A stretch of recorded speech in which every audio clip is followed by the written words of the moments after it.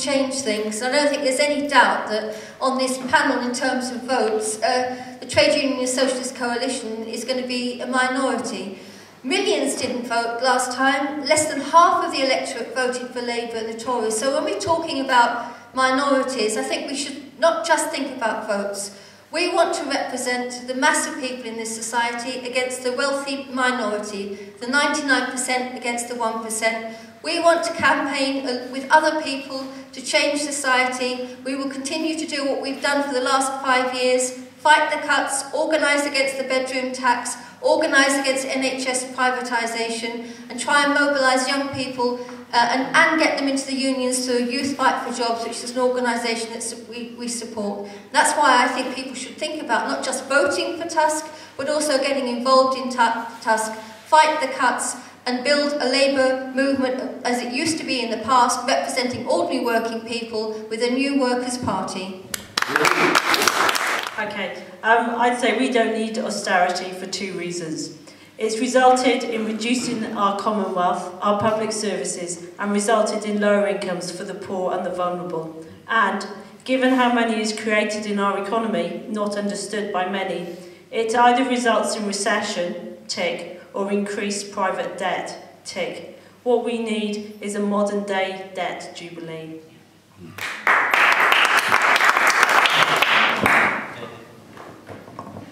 Well, I'm glad we finished with that question, because in my 45 years of politics, I still get angry because I'm absolutely driven by the idea that that unfairness and that way in which our society is being undermined is not acceptable, and as long as those people are being treated in the way that they're being treated, that will drive me forward.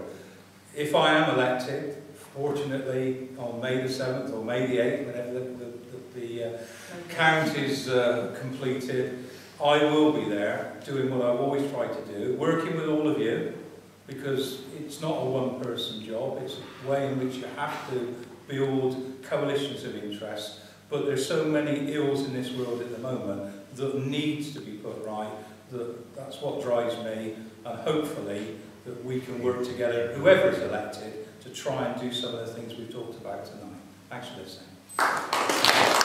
I think the divisions in society are accentuated now. UKIP are against the bedroom tax, we're against the mansion tax, and we're against inheritance tax. What concerns me most of all, though, is something that is more powerful, potentially more powerful than any one individual in this room, and that's TTIP. It's going to be decided in the European Parliament in May. This is the agreement between Obama, and remember Obama, David spoke lovingly of Obama. Well, Obama, if you watched the programme at the weekend, Detroit has an unemployment rate of something like 47%, sorry, 33%, and a literacy rate of 47%. We don't want to emulate anything that happens in America. So this agreement between US and EU, the Guardian said before Christmas, there's going to be a loss of jobs, and that's going to affect austerity, isn't it? We have more job losses because of TTIP. That's worrying. Well, thank you for coming along and listening. I felt that I was probably not coming to the forum where my views would be particularly well received, but it's nice to come anyway. I think we need to stick to the plan. You would probably expect me to say that, and I don't. We need to stick to the plan. I want to secure a future for myself and the people that come after us, and it's the only way to do it. We've got to clear our debts and make sure that we've got a sustainable future, and people are lifted out of poverty by having a job. That's what we're doing at the moment. Thank you. Thank you. I went into politics because I didn't like the way the world was organised, and nothing that successive Labour or Conservative governments have done had convinced me that they have introduced real change. We are in an awkward position now, we're in a bad position now, but it could have been much, much worse. The markets are mad, but they are powerful, and we have to adjust to that situation. I think that we're on our way. Things are getting better for people.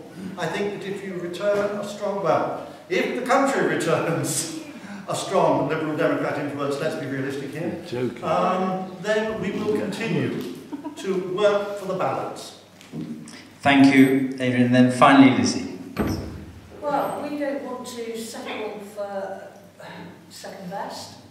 We want to change things, and we have 3 pledges that say we will be determined to make a change. If you always vote for what you always voted for, you're always going to get what you've always got. When are we going to change things? Vote for who you want to vote for, who promises to make a change, and if you vote for us, hopefully it will be one of these candidates who signed our pledges rather than Richard, who we had to put forward to stand. But if everybody signs these pledges and we all are determined to stand up, voice to the voiceless and power to the powerless. Thank you.